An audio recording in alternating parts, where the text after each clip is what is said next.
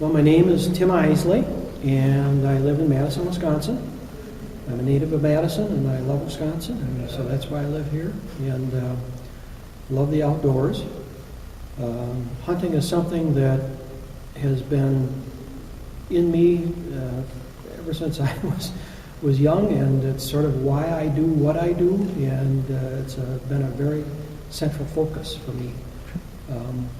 My grandfather hunted on the east side of Madison. He built his house back in 1929, and he used to get on a train and take the train outside of the city, and he hunted rabbits, and he'd get back on the train and come back inside into the city. And then my father and his brother, they hunted small game, and so when we grew up, we heard the hunting stories, and my brothers and I, and there was just something in me that I wanted to hunt and had to hunt. And so I've grown up a hunter, and really it's been a very strong influence on me. And as I say, everything that I do now, I work as a freelance outdoor writer, and so it's been very strong within our family. I think that hunting has been so important to me because it's really opened up the field of natural resources. And I started out as a hunter, and so I was primarily interested in duck hunting and then small game hunting.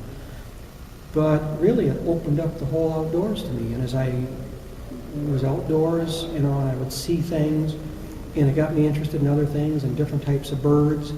And then going on into graduate school, and there I had a chance to take an ornithology class, and I had a chance to go up and spend a day with the Hammerstroms up in Plainfield, Wisconsin, and go out and watch prairie chickens. And ever since then, I've gone out and watched the prairie chickens, and I've taken our son and my wife, we've gone out to look at prairie chickens. And it has made me interested in sandhill cranes and prairie chickens and whooping cranes and songbirds and other things. And so it's really opened up the whole world of natural resources to me. And so I have really enjoyed it, and everything centers around hunting and just being outdoors and being a part of the outdoors. And even though I'm an avid photographer and I go out and I'll take my camera, still when you're out there with a shotgun, you are more a part of the system. I mean, you are the top predator then. And it just involves you more. And your senses are heightened, and I think it's just it's a wonderful sport, and it's a great sport.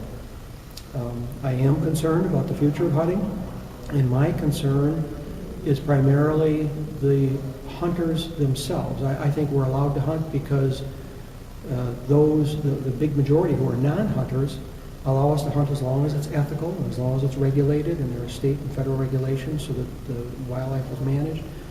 But the actions of those who are participating are what's going to either turn on or turn off those who don't hunt, and will allow us to continue hunting or not hunt. So I think it is so important what the hunters do, their behavior, how they treat wildlife, the perceptions by the non-hunters.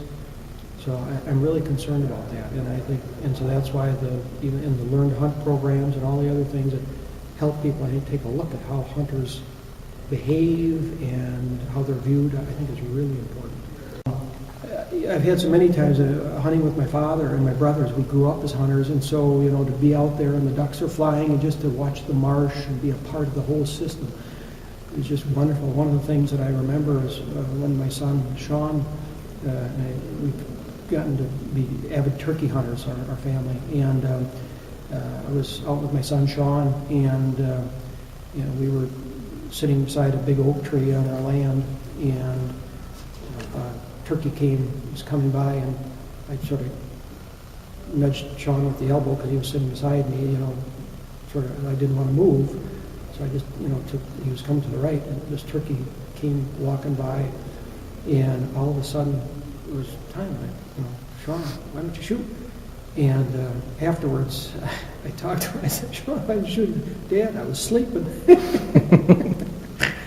You're up early in the morning. You're sitting there. It's warm and everything else, and he was sleeping. And that's part of being out there in the woods.